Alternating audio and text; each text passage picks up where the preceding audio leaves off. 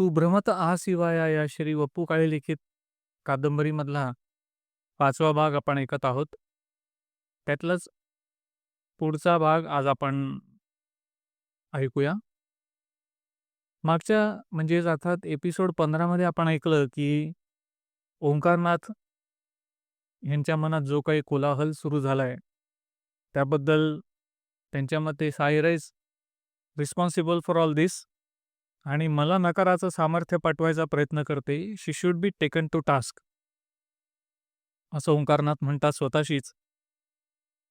तर आता या पुढचा भाग आपण ऐकूया एपिसोड 16 मध्ये. ओंकारनाथांनी प्रथमच सायराला रिक्वेस्ट नंबरवर फोन केला. फोन उचलला गेला. जस्ट अ मिनिट म्हणत कोणीतरी सायराला बोलवायला गेलं असावं. ही बया नेमकी समुद्रावर निर्माल्य टाकायला गेली नसली म्हणजे मिळवलं असं म्हणत ते वाट पाहत राहिले. सायरा हिअर. सॉरी डिस्टर्ब केलं. Not at all. Any urgent work? Omkarnath खुटमळत म्हणाले. नकारात सामर्थ्य असतं असं म्हणालात. त्याचं नवल वाटलं. It was just a statement sir. तुमच्या इतर बोलण्याचा विचार केला तर हे स्टेटमेंट सहज येणार नाही. सायरा हसत म्हणाली, माझ्याकडे अशी भरपूर स्टेटमेंट्स आहेत. तुम्ही कशाला विचार करता? पण if you are hurt please forgive me. मी हर्ट झालोय पण कारण वेगळं आहे. सांगा. मला बोलण्याची सवय नाही. विचार येतात पण कन्फ्युजन होतं. Transaction, debentures, shares, import export याच्या बाहेरचं वेगळं जमत नाही. तुम्ही हे विषय वगळून लाईफलाच भिडता. हे कसं काय? कारण माझा शेअरऐवजी शेअरिंगवर जास्त विश्वास आहे. ओंकारनाथ गप्पच झाले. Shall I keep the phone? नकाराचं काय ते सांगा. त्यानं अहंकार जागा होतो आणि तुम्हाला त्याच्याशी युद्ध पुकारता येत नाही. कारण तो आपल्यातच राहतो. सोडून ऐकणं हा विनीताचा स्वभाव नव्हता. चैनी व्यतिरिक्त आयुष्याकडून तिचं काही येणं नव्हतं आणि आपण तिचं भरपूर देणं लागतो हे आयुष्याला मान्य होतं. फक्त तिच्याकडून आपण इतकं कर्ज कधी काढलं होतं हे त्या बिचाऱ्याला आठवत नव्हतं. ओंकारनाथांच्या माध्यमातून ते कर्ज फेडत होतं.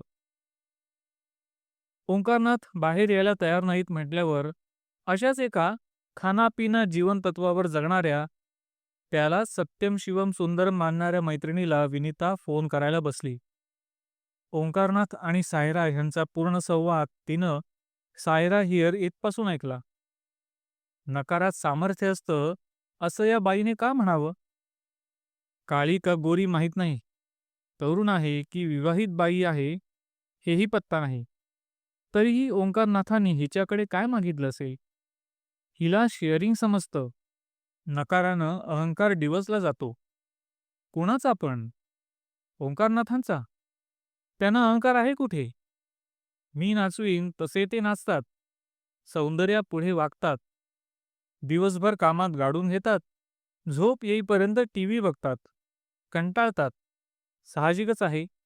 टीव्हीचे कार्यक्रम एका डोळ्याने पाहायचे, दुसऱ्या डोळ्याने सोडून द्यायचे. मग 4 ओळी वाचायच्या आणि शेवटी आपल्याला जवळ ओढून घ्यायचं. ती 10 मिनिटं सहन केली की उरलेली 23 तास 50 मिनिटं आपलीच.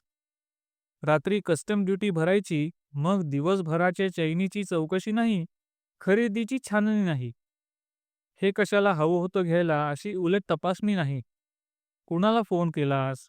कुणाचा फोन होता? असं नाक खुपसणंही नाही. अपेक्षा माफक. कोणत्या? तर सकाळी आंघोळ करून बेड टी द्यायचा. एवढीच. आंघोळ केव्हा तरी करावीच लागते. सकाळी टबमध्ये टेप रेकॉर्डर लावून वेळ मस्त जातो. आपणही मध्येच घुसावं आणि थोडा रोमांस करावा असले विचार त्यांना शिवत नाहीत. स्वतःजवळ कल्पनाविलास नाही तर काहीतरी पाहून शिकावं तर थिएटरमध्ये मस्त झोपतात. आपलं काही त्यानं बिघडत नाही. आपलं काहीही केव्हाही कुणा वाचून न अडणं ह्याचंच नाव सुख. पण ओंकारनाथ सायराकडे काय मागत असतील? काही का मागेनात. विनीताचे विचार ओंकारनाथांच्या हाकेनं थांबले. ते फिरायला जाण्याच्या तयारीत होते. That's fine. कस्टम ऑफिसर असला तरी किती काळ रुबाब करेल. विनीताला कोणत्या तरी शॉपिंग सेंटरवर सोडायचं आणि सरळ सायराकडे जायचं असं ओंकारनाथांनी ठरवलं. पण का? लगेच दुसऱ्या मनानं विचारलं. आपण आपल्या आयुष्यात दुसऱ्या माणसाला इतकं महत्त्व कधी दिलं? आपण कोणाला कधी काय विचारायला गेलो? आपला सल्ला मागतच आजवर सगळे आले. सायराकडे गेलो तर तिला येण्याचं काय कारण सांगायचं? तिच्याच विधानांचा अर्थ विचारायचा? कोणतं विधान? नकारानं अहंकार जागा होतो हेच विधान. हे खोटं आहे का? नसेल तर पुढचं तिचं म्हणणंही सार्थ आहे. त्याच्याशी युद्ध करता येत नाही. म्हणजे कायम हा शत्रू जवळ बाळगायचा, मनस्ताप करून घ्यायचा. मनस्ताप आजवर कधी झाला होता? मनस्ताप कोण देतं? तर माणसं. त्यांना आपण जवळच करीत आलो नाही. फक्त प्रेमच करतील असं कोण असतं? सनी होता.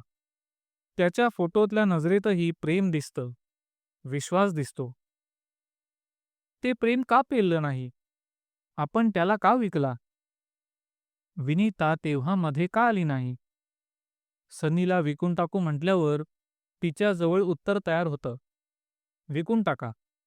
त्याच्याही खाण्यापिण्याच्या वेळा फार सांभाळाव्या लागतात. त्याचेही म्हणजे? तुमच्याप्रमाणेच. त्याला खायला देण्यापूर्वी फक्त आंघोळ करावी लागत नाही. What rot you are talking? तुम्ही चुळही न भरता चहा घ्यायचा आणि मी मात्र आंघोळ करून द्यायचा. माझं मॅरिड लाईफ कसं असावं हे मी ठरवलेलं आहे. तू माझ्यावर उपकार करत नाहीस. सनीवरून झालेला हा संवाद. पायाखाली मखमलीच्या पायघड्या घातल्या तरी विनीताची ही भाषा. आपण त्याची पर्वा करत नाही. ते सोडा. आपण कुणाचीच फिकीर बाळगत नाही. आणि फार काळ कुणावर विचार करीत वेळ बर्बादही करत नाही. मग सायऱ्याकडे मी का जातोय? कोण नेतंय? ही गाडी? छे, ही निर्जीव आहे. हा शोफर? नो, हा नोकर आहे. मग आपली अस्वस्थता. पण आपण अस्वस्थ का आहोत? I am hurt. पण व्हॉट फॉर? मी तुम्हाला आवडतो की नाही ह्याचं सरळ उत्तर सायरानं दिलं नाही म्हणून. एका मीडियोकर असिस्टंटकडे आपण का चाललो आहोत? तिचा होकार घ्यायला? आणि तिनं तो नाही दिला तर? ती आत्मवान गोष्टींना मानते. आपण तिच्या लेखी प्लॅस्टिकचे, चैतन्य शून्य. आपण चैतन्यहीन. मग हे जळतंय ते काय? ही लाही लाही कसली? अहंकाराची. साहेब, गाडी थांबवायची का? शोफरने मध्येच विचारलं. ओंकारनाथांनी बाहेर पाहिलं, पण नेहमीचा परिसरही ओळखता येईना. आपण कुठे आलोत? ओंकारनाथांनी गोंधळून विचारलं. नेहमीप्रमाणे झोपला असाल. विनीतानं शेरा मारला. ओंकारनाथ मनात म्हणाले, कृष्ण कशाला हवा? साध्या शोफरलाही मला कुठे ने ते मला सांगता येत नाही. त्या सुदर्शनधारीचं बरोबर आहे. अहंकारच मला दिशा दाखवू शकत नाहीये. तर आजचा हा तू भ्रमत आहासी वाया या श्री व पु काळे लिखित कादंबरीमधला 5वा भाग संपला. पुढच्या एपिसोडमध्ये अर्थात एपिसोड 17 मध्ये आपण ऐकू भाग 6वा. धन्यवाद.